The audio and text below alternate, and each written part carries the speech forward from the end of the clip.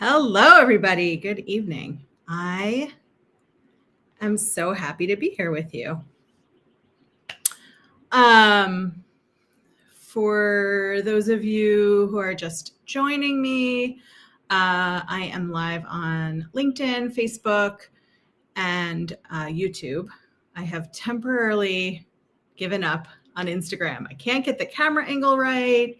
I'm not really looking at it while I'm talking to you, and it doesn't integrate with Restream. So if anybody knows like a really great way to get Instagram going live while everything else is going live, let me know in the comments. Anyway, so glad to have you all here with me. We've got some folks coming in the chat. Chris, hey, so great to see you. I thought we had competing lives tonight or competing events. So, which I didn't realize. I would never try to compete with you, but thought I saw you post something about an event that you were having tonight as well. So thanks for being here. So glad to have you. If you are joining me not for the first time, if you've been here before, thanks so much for coming back. I'm so glad to have you. Dale, welcome back. Thanks so much for being here.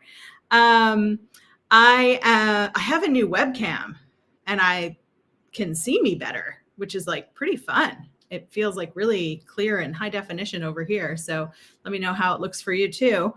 If you've been here with me before, welcome back. And hopefully you know that I love comments. I love having more of a conversation than a me talking at you. If it's your first time here, also know that you're welcome to start a conversation, be in conversation in the comments. Don't come pitching your stuff here though, because we've got Chris here with us and he will bounce you out if you try to sell something. Jen, thanks for coming. Looks great. Oh, thanks. Yeah, I'm really excited to have a better camera. I didn't realize how much of a difference having a better camera that like bends the lens so it focuses more on you than your background. I didn't realize the impact it would have. And I'm like sort of surprised looking at me. Here I am. Anyway, tonight we are going to be talking about your job duties, which sounds so boring. Hey, Stephen, thanks so much for joining us. So why do I want to talk about job duties? Like, why pick this boring topic? I mean, I know I'm going live for 21 days in a row. And like, you know, you got to find 21 different things to talk about. But I actually love talking about job duties because very few people actually really think about their job duties and about what they like, what they don't like, whether the balance of their job duties is like stuff they enjoy or whether it's dragging them down. And I think about like all of the work I've done over the years. And one of the questions I used to ask entry-level employees, because it just told me a lot about them in an interview, was, what's the worst job duty you've ever had to do? People have done all kinds of weird things. I interviewed once cleaned up after elephants. Somebody else I interviewed was responsible for like cleaning up messes, like worked with biohazard. And so like any job they were taking was cleaner and more fun than those kinds of jobs. Although, you know, elephants are pretty cool. I wouldn't mind like being around them, but I don't know if I'd want to clean up after them. But, you know, as we look at the more typical job duties in a corporate setting, there are a couple of things that happen. One is that you get hired for a job that looks really good on paper. And you're going into or towards or growing in a career where you kind of start to know what the job duties mean, right? And you know, like if a job description says other duties as assigned, you're like, oh, great. I'm the window washer. I'm the person who sets up for meetings. I do sort of all of the random stuff. And nobody loves that. But when you look at a job and you take a job, what you tend to see is the cool stuff, right? So if there's stuff in the job description that's not as sexy or not as exciting, your tendency is to say like, okay, I can deal with that stuff because I get to do this stuff. And it's not until you get into the actual job that you start really seeing what the work is, right? And you start really seeing what the balance is of the stuff that looks really cool and the stuff that's like kind of a bummer to work on. And so what I find a lot when I talk to people about coaching and when they're considering whether to get a coach or not is that they have actually no idea whether they like their job or not, or what they like or don't like about their jobs. And so we do an inventory together, and it's part of the Fine as a Trap inventory that I built, and I'll put the website up here for you so you can take a look at it when you feel like it. But the Fine as a Trap inventory starts with asking you to list what you do, what your job is, and what your tasks are, and then gives you an opportunity later in the tool to evaluate that. And we do that because when we get stuck in this trap of being fine, and when we're like, my job's okay, or we get through these days and we're like, nothing great happened today, nothing terrible happened today, or everything's terrible, I don't think I like anything that I'm doing, right? It can get really muddy and really sort of just gray, and we get into that work, sleep, repeat trap of just sort of going along. And what I have learned with my clients and with other people that I talk to about their jobs is that until you actually sit down and inventory what you do on a daily basis, it's hard to decide if you like it or not. And I have had a lot of occasions where I've talked to people about their jobs and they realize they love a lot of their job, but the parts of their job they don't like so much that all their energy is going into that, right? And I can give you an example from my own work. I was in HR for 20 years, and I really loved HR for a lot of that time, for really most of that time, until I decided I just didn't want to do it for my future and, got myself a little burnt out. But there was this report that we had to do every year for our retirement plan. And every year I hated it because I had the reporting that I got from my payroll system didn't quite match the report that I had to do for the retirement plan company. And it was a smallish company. So I ended up doing a lot of the work manually, and it didn't even take me that long. It was like a, 3-4 hour project in total. And I dreaded it so much that I gave all of my energy to it. And so for the month leading up to doing it, I would put it on my calendar and then move it to the next day and move it to the next day and move it to the next day. And we've got a comment from Sarah. Sarah, welcome. A new podcast done by LinkedIn with Marcus Buckingham says you only need to love 20% of your job to feel fulfilled. Phew. That's an interesting statistic. And I believe it.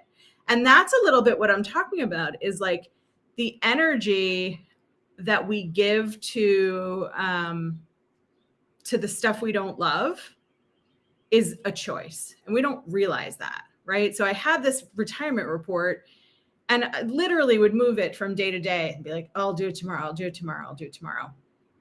And then I would finally sit down and do it. And like anything else we procrastinate, it's never as bad as we think it is. And then we repeat the same thing the next year. So every year when the retirement report was due, I dreaded it. I put all my energy and focus on it. And it didn't matter how much I was enjoying the other stuff, because my energy was on the thing I hated and that I was dreading. I just I ruined all my energy around all the other stuff. So when you think about your job, and I'd love to hear in the comments, but I also understand that we're live on LinkedIn on a public forum. So I'd love to hear from you. What's your favorite part of your job? And what's something that you just wish you would never have to do again? And what I've learned in talking to people about their jobs and really getting down to the nitty gritty of everything that they do is that if we can shift the focus of the things that we don't like and really focus on the things we love. And, if you think about a picky kid, which I was, and I kind of still am. If you think about a picky kid eating dinner and getting the promise of dessert, right? The work we love is dessert.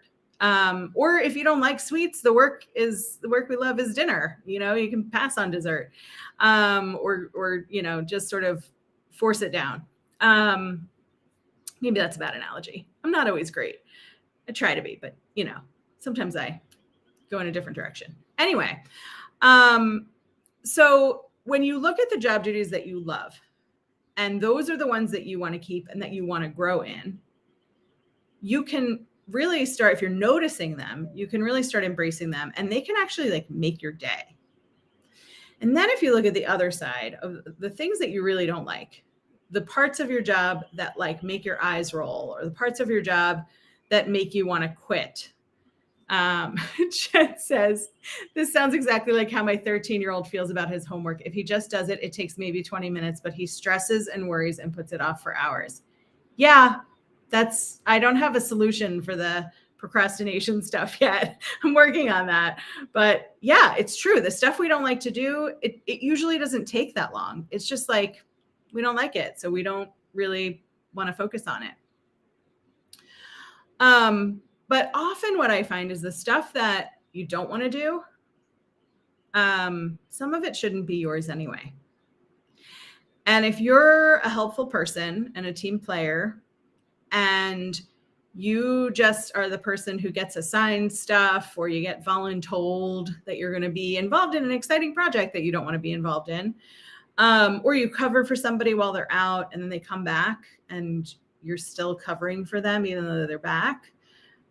Those are the job duties you really want to focus on. Those are the ones, because you know what you love. You're able to parse out what you love. But you don't focus as much on how to shift the ones you don't love. And in some cases, like, sorry, friend, that's part of the job, right? In some cases, like, that retirement plan was always going to be part of my job. That was always going to be the deal. As long as I was in this role in this company, I was going to be in charge of the retirement plan. There was nobody to hand it off to. But I also was in charge of like a lot of things that weren't really my job, just because like nobody was doing them and my hand would automatically go up to volunteer. And, or I would cover for somebody while they were out, or I would cover in between people and the new person would come in and they wouldn't take the stuff that belonged to the old person. And so I started playing a game with myself, and I do this with my clients as well. Because most of my clients tend to be hand raisers and tend to be people pleasers and tend not to be able to set boundaries on their work, is I play a little game where you keep a notebook next to you and you have one column that is my responsibility. And you have one column that is not my responsibility. And you just sort of notice throughout the week, the work that you're doing. Just take a little note, retirement plan report, under my responsibility. Contract review for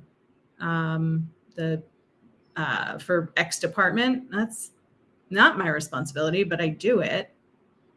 Still do it. I'm not telling you to like come in and protest and just stop doing your work.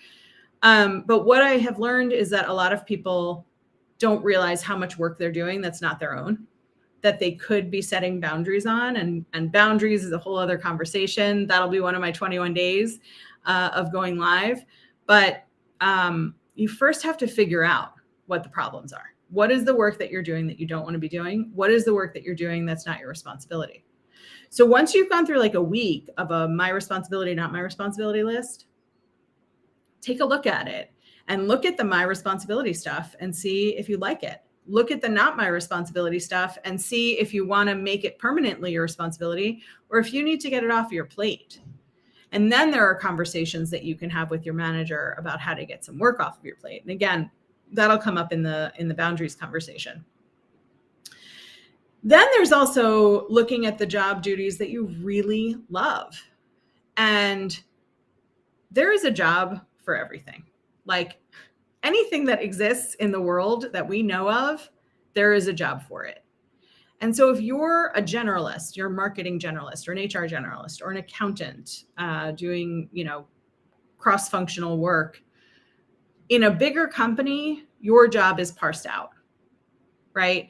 So my job, my role during my career was a generalist. So I did recruiting and compensation and benefits and this and that, and you name it. But when I had worked for a bigger company, I didn't touch compensation because there was a compensation specialist who only worked on compensation. At that company, I didn't work on benefits. I did benefits administration, but I didn't do any of the benefits evaluation because we had a benefits person. And so, Melissa, you made it. Nice to see you. Welcome. Thanks for being here. And so the great thing is, if you don't like your whole job and you really want to like more of your job, or the parts of your job you don't like, you wish you could just never do again, you have an opportunity. You have an opportunity to narrow down the pieces of your job that you like and find that job. I had a client who loved all of the side pieces of her job that she had taken on, and didn't love her main job anymore, and hadn't loved her main job in a while, which was why she took on all of these other opportunities. And we ultimately got her to the place where her resume reflected all of the side work. And she got a job doing all of the extra work that she loved as the job. I had another client who wanted to be in a marketing position in a retail environment, but not all of marketing, specific kinds of pieces. So we talked about what she got really excited about and what really dragged her down. And she found a job that got her all of the pieces that she liked. So as you're thinking about what you want, as you're thinking about what your future jobs are, what your future career is, we've got a comment here from Paul. Hey, Paul. Hey, Lauren, I like my thing that I do. It's not work in my mind. I love that. Yeah. When that's really true. Like when you love what you're doing, the work part of it doesn't feel like work. Sometimes the environment is tough, or your manager is tough, or it's too many hours, or there are all kinds of factors. But if you enjoy the thing that you do, then you actually feel like you're doing a fun project. And you don't have to have that 100% of the time. Like Sarah said earlier, I guess there's a study out that you only need to love 20% of your job in order to really like your job. For me, it feels like I would need more than that, but who knows? Right now, I love 85% of my job. I just don't like the math work. I hand that off to an accountant. Hey, Praveen, thanks so much for joining us tonight. So as you were thinking about your own job, and as you're thinking about what your career could be, and as you're thinking about what you love to do that's transferable to something else, I would really look at what are your exact job duties. What do you do on a daily, weekly, monthly, annual basis? And which of those things do you love? And I'm going to put up the link again to the Fine as a Trap inventory, which in addition to asking you about your job duties and asking you to evaluate them a little bit, gives you a look at sort of all aspects of work and allows you to really do some thinking and reflecting. And it only takes you 5 or 10 minutes. It's not a afternoon investment. You don't have to give up a Saturday for it. But it gives you an opportunity to really look at the different aspects of work, what's important to you, and what you have now, and how that works for you. And so take a look at that. And I would love to hear if you use it. I'd love to hear. I've heard from a few people what's been eye-opening for them and what's been helpful for them.